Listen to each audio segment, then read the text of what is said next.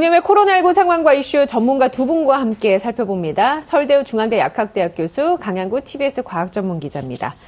오늘 0시 기준으로 코로나19 신규 확진자 수가 494명, 이제 500명에 육박한 숫자가 나왔는데요. 어제도 내용적으로 좋지 않다고 교수님이 사과까지 하셨는데 오늘 상황은 어떻게 보고 계십니까? 예, 오늘 상황도 뭐 안 좋기는 맨 마찬가지입니다. 말씀하신 것처럼 거의 이제 500명 언저리까지 와 있고요. 내용적으로 볼 때는 어제보다도 더 상황이 나쁘다 이렇게 볼 수 있습니다. 거기에다가 이게 수도권에 머물지만 않고 지역사회, 비수도권까지 확대되는 양상을 보이고 있는 데다가 일상 곳곳에서 특히 일상 곳곳이라고 할 때 일상 곳곳이 다양해지면서 너무 많은 곳에서 나오고 있습니다. 그렇기 때문에 상당히 지금도 사정이 안 좋고 앞으로도 사정이 좋아지기보다는 안 좋을 가능성이 있기 때문에 상당히 주의를 해야 될 그런 상황에 있다. 이렇게 정리할 수 있겠습니다. 이 지금 300~400명대 박스권에 있는 숫자가 언제까지 지속이 될 거라고 보십니까? 제가 생각하기에는 지속적으로 늘어날 가능성이 커 보입니다. 왜냐하면 지금 2달 넘게 이 300명, 400명 박스권을 형성하고 있는데 방역과 관련된 특별한 외부 효과가 거의 없는 상황 아닙니까? 그러니까 누르는 강도는 일정한데 계속해서 바이러스 밀도는 증가하고 있는 상황이란 말이죠.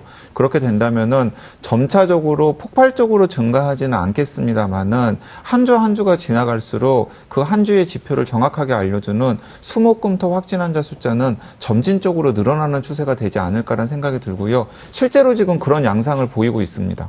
그러면 날씨가 좋아지잖아요. 그러면 환기를 좀 더 자주 시키고 한다고 하면 그 계절적인 영향으로 인해서 확진자가 줄어들 가능성은 없을까요? 우리가 이제 지난 경험을 돌이켜보면은 이 바이러스가 계절적 요인이 크게 없습니다. 오히려 제일 중요한 것은 산밀 조건이라고 볼 수 있는데요. 이제 계절적으로 날씨가 좀 풀리면서 실외 활동을 하게 되면은 다소 진정 효과를 기대할 수 있을 것 같지만은 오히려 실외 활동을 하더라도 여전히 산밀 조건에서 사람들이 모이게 될 경우에는 봄이든 여름이든 상관없이 계속 확산이 될 수 있다는 거거든요. 더 중요한 것은 뭐냐면은 확진자 수가 적을 때에는 계절적인 요인이 확산을 떨어뜨리는 방향으로 갈 가능성이 많지만 확진자 수가 이미 많은 상황에서는 이동 자체가 오히려 위험을 가중시킬 수 있기 때문에 그런 점에서도 썩 좋지는 않다. 이렇게 볼 수 있겠습니다. 그 바이러스 자체 특성이 기온이 높다거나 낮을 때 영향을 받지는 않는 거죠? 예, 그렇습니다. 영향을 받는다고 하더라도 아주 미미하게 받고요. 오히려 영향을 안 받는다. 이게 좀 더 정확할 것 같습니다. 그렇기 때문에 산밀 조건을 피하는 것, 특히 마스크 착용이 제일 중요한 요인이기 때문에 그런 점에 오히려 주안점을 두셔야지 계절이나 이런 것들이 영향을 미칠 거고 좋아질 거다 이렇게 생각하기에는 상당히 무리가 있다 이렇게 볼 수 있습니다. 가끔 신문기사 보다 보면 전문가분이 바이러스가 따뜻해지면 활동력이 약해진다 이렇게 얘기하시는 분들이 계셔가지고 그 부분은 그럼 잘못된 정보겠네요? 네, 전혀 잘못된 정보고요. 그러니까 일반적인 바이러스의 특성을 염두에 둔다면 날씨가 따뜻해졌을 때 조금 활동량이 줄어드는 것은 사실입니다. 하지만은 코로나19 바이러스는 우리가 1년 동안 그 코로나19 바이러스의 여러 가지 특징들에 대해서 과학자들이 다수의 데이터를 확인을 하면서 이제 파악을 하고 있는 상황 아닙니까? 그런데 날씨 요인은 이 코로나19 바이러스의 전파에는 거의 영향이 없다라는 것으로 지금 결론이 내려진 상태입니다. 그 남반구는 계절이 반대잖아요. 네. 우리가 혹독한 겨울을 날 때 남반구 상황은 어땠습니까? 남반구 상황도 사실은 대동소이했습니다. 예를 들어서 이제 가장 지금 확실하게 알 수 있는 나라가 인도거든요. 그 조금 있다가 기회가 있으면 말씀을 드리겠습니다만 인도 같은 경우는 인도의 유행 상황이 지금 잡히기는커녕 오히려 안 좋아지는 상황으로 가고 있어서 인도에서 생산하는 백신의 이 역의 반출을 지금 중단하고 있는 상황이거든요. 그런 것만 놓고 봐도 날씨가 이 코로나19 바이러스 유행에는 그다지 중요한 요인이 아니라는 걸 우리들이 확인할 수 있다고 생각합니다. 예. 또 다른 하나는 인도와 브라질을 비교할 수 있는데요. 이제 브라질은 지금이 거의 겨울 수준이겠죠. 지금도 유행이 아주 심각하지만 브라질의 여름일 때도 여전히 심각했거든요. 인도도 마찬가지입니다. 인도는 적도에 가깝기 때문에 특히 계절 변화가 별로 없습니다. 그러니까 사계절 내 인도가 계속 상황이 나쁘 아프거든요. 그렇기 때문에 계절 요인에 의해서 우리나라에서 코로나19가 좋아질 거다. 이렇게 성급하게 판단하기에는 상당히 무리가 있다는 말씀드립니다. 알겠습니다. 자, 지금부터 나눠볼 얘기는 한 4가지 정도로 나눠볼 텐데요. 일단 거리두기 단계와 관련한 얘기, 그리고 현안 몇 개 체크를 해보고 백신 수급, 해외 사례 얘기를 좀 나눠보겠습니다. 일단 첫 번째로 방역당국이 오늘 거리두기 단계 조정을 발표를 했는데 현행 거리두기 단계를 유지하는 것으로 결정을 했습니다. 이 결과에 대해서는 어떻게 보고 계십니까? 네, 이미 예상했던 것입니다. 왜냐하면은 아까도 잠깐 현안 분석을 하면서 말씀을 드렸습니다만은 지금 상황이 굉장히 좋지 않은 상황이고 계속해서 그리고 주가 거듭될수록 상황이 나아지기는커녕 정체되어 있거나 혹은 오히려 나쁜 경향으로 지금 가고 있는 상황이거든요. 그래서 방역 당국 입장에서는 거리두기 단계를 완화하는 것은 사실 지금은 할 수 없는 일입니다. 그렇다고 해서 지금 거리두기 단계를 섣부르게 격상시킬 수도 없는 상황이잖아요. 격상시킨다고 해서 시민들의 수용성이 높아지는 것도 아니고 이런 여러 가지 상황들을 좀 고려를 하다가 현재까지 지금 어쨌든 방역 상황을 지탱해주는 가장 중요한 조치 중에 하나가 5인 이상 사적 모임 금지 그리고 기타 핀셋 방역과 관련된 여러 가지 조치이기 때문에 그대로 그냥 현행 거리두기를 유지하는 것으로 결론을 내린 것으로 보이고요. 아마도 2주 후에도 방역 상황에 큰 변화가 없다 그러면은 또 다시 현행 유지가 그대로 진행될 가능성이 큽니다. 그런데 이 대목에서 이제 한 가지 의미 있는 게 있는데요. 같이 얘기를 나눠보면 좋을 것 같은데 방역 당국에서 이렇게 이제 토를 달았단 말이에요.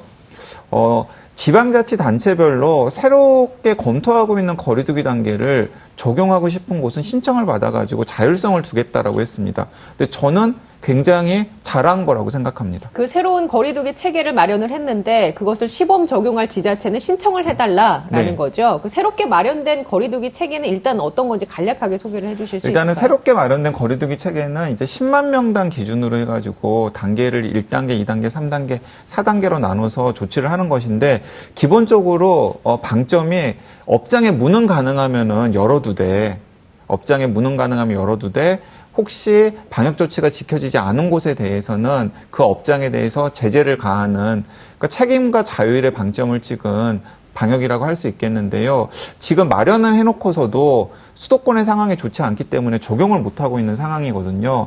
그런데 만약에 전국의 지방자치단체 중에서 방역 상황이 좀 좋은 곳은 먼저 좀 적용을 해보는 것이 어떻겠느냐라고 방역당국이 제안을 한 것으로 보입니다. 이 제안에 대해서는 교수님은 어떻게 평가하시겠습니까? 저는 전적으로 찬성합니다. 제가 여러 번 말씀드렸는데 우리나라 땅이 작아 보이지만 작지가 않거든요. 인구도 적지가 않습니다, 우리가. 그렇기 때문에 어떤 단계든지 전국적으로 단일화해서 적용하기에는 무리가 있습니다. 그렇기 때문에 각 지자체별로 방역 상황이나 내용이 다를 수 있기 때문에 거기에 맞춰서 어떤 곳에 한번 시도해 본다는 것도 괜찮고요. 또 그쪽에서 시범으로 해봤는데 문제가 좀 노출이 된다든지 아니면은 다소 조정이 필요하다든지 그러면은 그렇게 해서 검토를 해본 다음에 그것이 확실히 검증이 되면 그걸 가지고 확대 적용하는 것이 바람직하다. 이것이 제가 언제나 가지고 있던 입장이었습니다. 그런 점에서 저는 상당히 환영할 만한 조치다. 이렇게 이해하고 있습니다.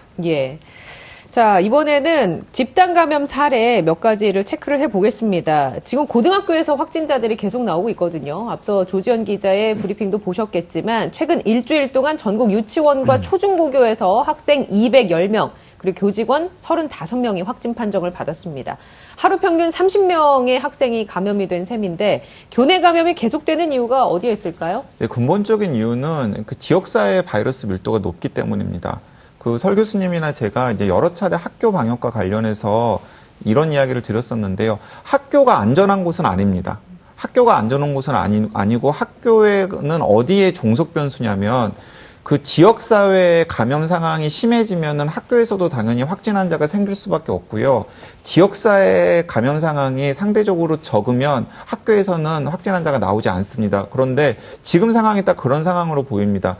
한때 이제 지역사회에서 확진 환자가 굉장히 많이 발생했을 때, 그러니까 11월이나 12월 달을 생각을 해보시면 수도권이나 전국 곳곳의 학교에서 확진 환자들이 많이 나왔었거든요. 예. 이제 그러다가 다시 이제 개학이 시작되고 지금 또 수도권의 상황이 안 좋아지고 있기 때문에 거기에 발맞춰 가지고 지금 학교 곳곳에서 이제 작은 규모지만은 집단 감염 사례가 나오는 것이라고 생각할 수 있겠습니다. 그래서 학교가 안전해지려면 기본적으로 지역 사회가 안전해지는 수밖에 없다라는 거 다시 한번 강조를 드리고 싶습니다. 이런 가운데 교육부에서는 고3 학생을 대상으로 백신을 우선 접종하는 것으로 방향을 잡고 있습니다. 예전에 방송에서 말씀해 주셨잖아요. 고3을 좀 우선적으로 우리가 배려할 필요가 있다. 이 부분과 관련해서 교수님의 생각은 어떻습니까? 저는 뭐 환영할 만하다 이런 생각이고 제가 또 우리나라 방송에서 제일 먼저 지금 이 TBS 방송에서 고3을 빨리 접종하면 좋겠다고 최초로 제안한 사람입니다. 제가 그런 점에서 저는 상당히 환영할 만하다 이런 생각을 갖고 있습니다.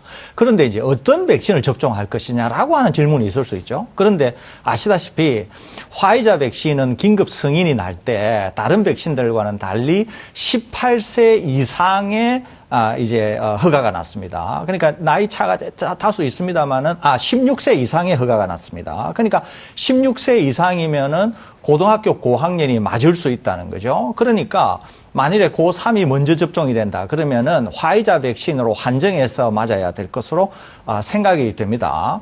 다만 이제 여름에 접종해야 된다 그러니까 전국적으로 고3인 경우에 얼마나 신속하게 여름에 1차, 최소한 1차 또는 아주 빨리 시간에 맞춰서 어떻게 2차까지 접종하느냐 하는 게 중요할 것 같은데 이것은 준비를 해서 최대한 빨리 실행하면 좋지 않을까 그런 생각이 듭니다. 결국 백신 수급이 중요하다라는 네. 얘기로 요약이 되는데요. 만약에 고3을 우선적으로 접종한다고 하면 화이자 물량은 우리가 충분하게 확보할 수 있을까요? 어떻게 보세요? 여름 안에? 일단은 이제 지금 계획으로는 확보가 가능합니다. 이제 계획으로는 확보가 가능한데 이제 문제는 그 이제 계획대로 확보가 될 수 있을 것인지가 가장 큰 문제인데요. 일단은 제가 그 지금 이제 2분기까지 그 6월까지 확정된 백신 수급 상황을 말씀을 드리면은 일단 아스트라제네카 백신이 450만 명 분이 6월까지 들어올 예정입니다. 그 450만 명분 중에서는 350만 명분은 아스트라제네카 본사랑 직접 계약한 물량이 들어오고요. 그리고 100만 명분은 코백스 퍼실리티를 통해서 아스트라제네카 백신이 들어올 예정입니다. 그러니까 이제 아스트라제네카 백신 450만 명분은 이제 안정적으로 좀 확보가 되었다라고 우리가 생각을 할 수 있겠죠. 그 350만 명분은 국내에서 생산되는 물량입니까? 450만 명분 모두 다 국내에서 생산된 물량입니다. 그러니까 아스트라제네카 백신은 기본적으로 SK 바이오사이언스 안동 공장에서 지금 생산해서 창고에 쌓여있기 때문에 그 창고에 쌓여있는 물량을 아스트라제네카 본사랑 혹은 코백스 퍼실리티와 협약을 해서 이제 가져오면 되는 것이거든요. 그리고 정부에서도 앞으로 국내에서 공급되는 아스트라제네카 백신 물량은 다 안동 공장에서 가져오는 것으로 추진하겠다라고 이야기를 했기 때문에 일단은 그건 국내에서 생산된 물량이라고 생각을 하시면 됩니다. 그리고 이제 2분기에 들어올 물량 중에서 이제 중요한 이제 뭉치가 화이자 백신 300만 명분입니다.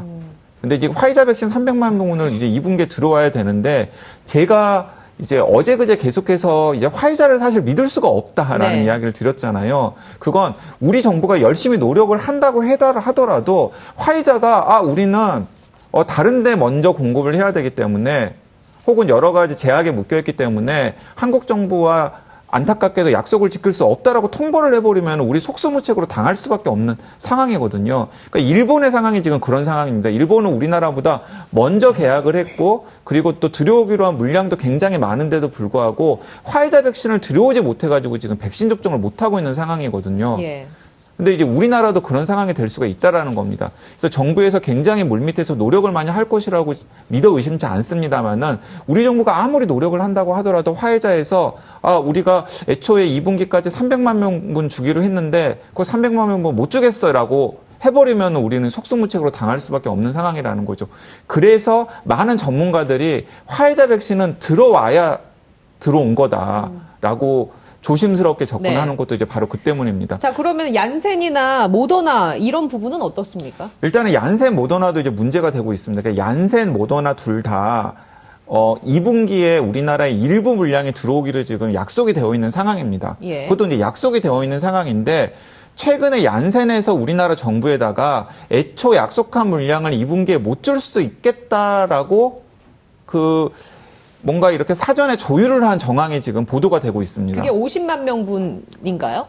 그러니까 50만 명분 이상을 예. 주겠다라고 약속을 했는데 그것보다도 못 줄 수도 있다라고 지금 정부에 네네. 이야기를 한 상황이고요. 그래서 정부에서 애초 정해진 물량을 얀센으로부터 받으려고 지금 굉장히 노력을 하고 있는 것으로 알고 있습니다. 근데 모더나도 마찬가지예요. 이게 모더나도 지금 2천만 명분이 우리나라에 계약이 되어 있는데 모더나도 한국 정부에 2분기에는 많이 줄 수 없다라고 이미 통보를 해놓은 상태고요. 그 많이 줄 수 없다라고 하는 물량 자체도 줄어들 수도 있습니다. 근데 왜 그러냐면은 다 네. 미국 때문입니다. 미국이 지금 바이든 행정부가 아주 공격적으로 백신 접종 정책을 추진하고 있잖아요. 그래서 최근에 그 미국 바이든 행정부가 어떻게 약속을 했냐면 5월까지 미국의 전 성인 3억 명에게 백신 접종을 마무리하겠다라고 지금 공언을 해놓은 상태입니다. 그런데 미국 성인 3억 명에게 백신 접종을 마무리하려면 최소한 5억 회분 정도가 필요하거든요. 예. 그러니까 지금 백신 5억 회분을 어떤 식으로든지 간에 끌어모아서 싹쓸이를 하겠다라고 지금 밝혀놓은 상태고 그 대상이 바로 화이자, 모더나, 얀센이에요. 그렇기 때문에 그 영향을 우리가 받을 수밖에 우리가 받을 없게 수밖에 되는 없습니다. 거군요. 왜냐하면 셋 다 미국 기업이잖아요. 자, 그렇다면 아스트라제네카는 우리나라에서 생산이 가능하고 이건 빠른 생산이 가능하지 않습니까? 네, 그래서 이제 제가 이제 계속해서 그 방역당국 관계자들이나 혹은 백신 정책 관계자들을 뭐 개인적으로 취재 때문에 만났을 때도 제가 여러 차례 조언을 드렸던 것이 아스트라제네카 백신을 조금이라도 더 빨리 확보할 수 있도록 좀 노력을 많이 기울여야 된다라는 말씀을 여러 번 드렸고 그 정부 실무 관계자들도 그런 부분에 대해서 공감하신 분들이 많이 있습니다. 그래서 저는 지금이라도 예. 우리나라 정부가 여론에 휘둘리지 말고 우리나라에서 생산이 가능하고 지금 안동창고에 쌓여있는 아스트라제네카 백신 물량을 계약한 만큼이라도 우리나라 그 상반기에 조금이라도 더 많이 가져올 수 있도록 좀 여러 가지 좀 노력을 기울여야 된다라고 생각합니다. 예, 일단 정리를 해보면 아스트라제네카 백신 450만 명분은 우리가 쉽게 확보할 수가 있고 2분기에 집행이 가능하고 그런데 화이자 같은 경우 300만 명분은 들어와야 들어오는 것이고 얀센 같은 경우에도 예상된 공급 물량보다 적게 줄 가능성이 높다라는 게 포착이 됐고 모더나 같은 경우도 비슷한 사정일 겁니다. 비슷한 사정이다. 근데 교수님 만약에 이렇게 제약사가 뭐랄까요 횡포를 부리게 되면 정부로서는 취할 방법이 없는 겁니까? 예, 이제 없는데요. 제가 여기서 좀 여러 가지를 좀 말씀드리려고 하는데 우선 하나는 우리 손에 쥐어진 게 아스트라제네카 백신이라고 하는 게 대단히 중요합니다. 첫째 하나는. 두 번째는 아스트라제네카는 논란이 있었던 것과는 달리 아스트라제네카는 생각보다 훨씬 좋은 백신입니다. 그래서 이미 유럽에서도 아스트라제네카 백신의 확보를 놓고 거의 뭐 지금 전쟁 수준으로 치닫고 있습니다. 또 인도에서도 인도는 오랫동안 영국의 식민지였기 때문에 이 제약이나 또 백신과 관련해서 인도가 생산 기지로서 매우 중요한 역할을 합니다. 지금도 전 세계 백신 생산의 60%를 인도가 담당을 하고 있는데요. 인도가 지금 자국이 워낙 심각하니까 아스트라제네카 백신을 생산한 다음에 거의 인도 정부가 수출을 못하도록 하고 자국에 먼저 쓰려고 하고 있습니다. 그 얘기는 뭐냐면은 아스트라제네카 백신이 확실히 좋다는 거죠. 또 하나는 아스트라제네카를 아주 신속하게 대거 접종을 이룬 영국의 결과가 상당히 좋은 방향으로 가고 있습니다. 부작용도 별로 없고 65세 이상 고령층의 사망자를 급격히 떨어뜨리는 이런 매우 좋은 결과를 보여주고 있거든요. 그런데 지금 우리 상황은 어떠느냐 하면은 백신 공급이 제대로 잘 안 되면서 지금 거의 한 달 가까이가 되어 가는데 접종한 분들이 70여만 명밖에 안 된다는 거죠, 지금. 그러면 이 상황에서 우리가 집단 면역에 도달하려고 하면 지금의 속도라고 할 경우에는 3년 걸린다, 이런 얘기거든요. 그런데 지금 아까 말씀드린 것처럼 우리 손에는 안동 공장에 아스트라제네카 백신이 있다는 거죠.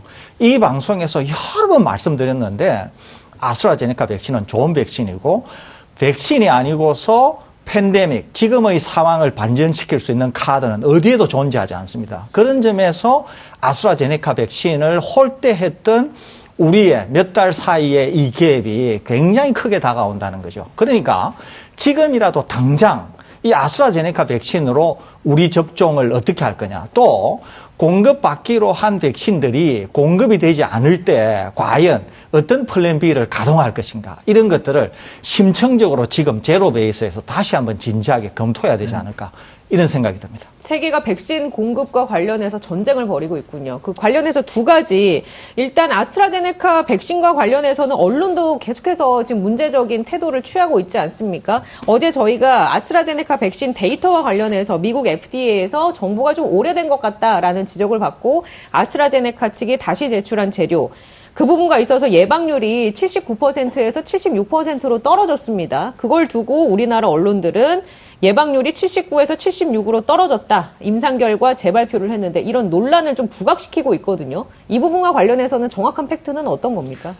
그 전문가들 입장에서는 좀 그러니까 헛웃음이 나오는 보도죠. 왜냐하면은 일단은 3%는 오차 범위 이내이기 때문에 79에서 76으로 떨어진 게 그렇게 중요한 팩트가 아니고요, 일단은.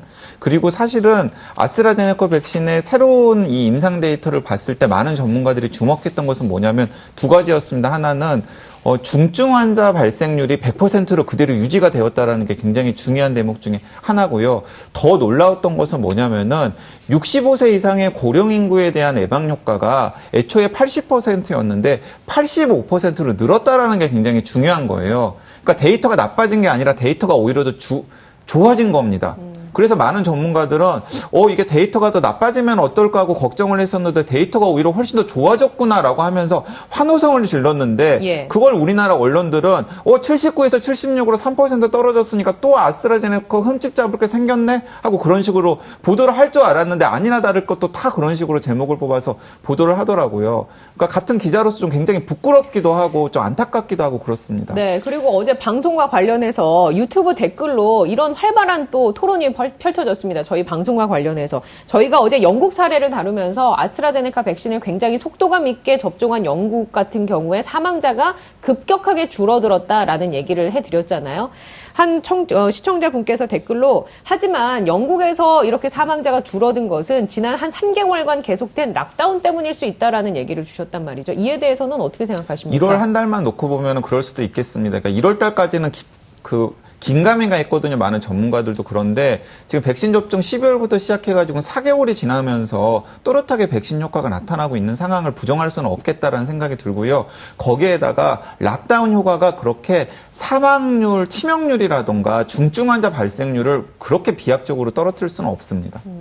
네. 백신의 힘이 크다. 네, 백신의 힘이 큰 것입니다. 예, 알겠습니다. 교수님 혹시 얘기해 주실 거 있을까요? 예, 백신의 힘이 크다고 하는 것은 부인할 수 없는 사실입니다. 왜 그러냐면 바이든 행정부가 취임 100일에 1억 명에게 접종하겠다 이렇게 했는데 며칠 전에 완전히 태도를 바꿔가지고 취임 100일 때 최소한 2억 명에게 접종을 하겠다. 완전 태도가 돌변했거든요. 그건 얘기는 뭐냐면은 백신 효과를 확실히 실감하고 있다는 거죠. 그래서 미국을 정상화로 돌려놓는 데 있어서 백신 아니고서는 수단이 없다라고 하는 걸 바이든 행정부가 알게 됐다는 겁니다. 그래서 지금 전 세계 백신 수급에 어려움을 겪게 될 가능성이 있다는 거죠. 그런 점에서 우리도 백신이 향후에 우리 상황을 결정하는 중요한 결정체가 될 것이기 때문에 그런 점에서 우리 당국도 상당히 발빠르게 움직이지 않으면은 상당히 문제가 될 가능성이 많으니까 그런 점에서 주의를 기울여야 될 것으로 생각이 됩니다. 예, 알겠습니다. 언제든지 유튜브 댓글로 활발한 의견 남겨주시기 바랍니다. 저희는 팩트에 기반해서 잘 정리를 해서 전달을 해드리겠습니다. 지금까지 서울대 중앙대 약학대학 교수 강양구 TBS 과학전문기자였습니다. 저도 여기서 인사를 드리겠습니다. 시청해주신 여러분 고맙습니다.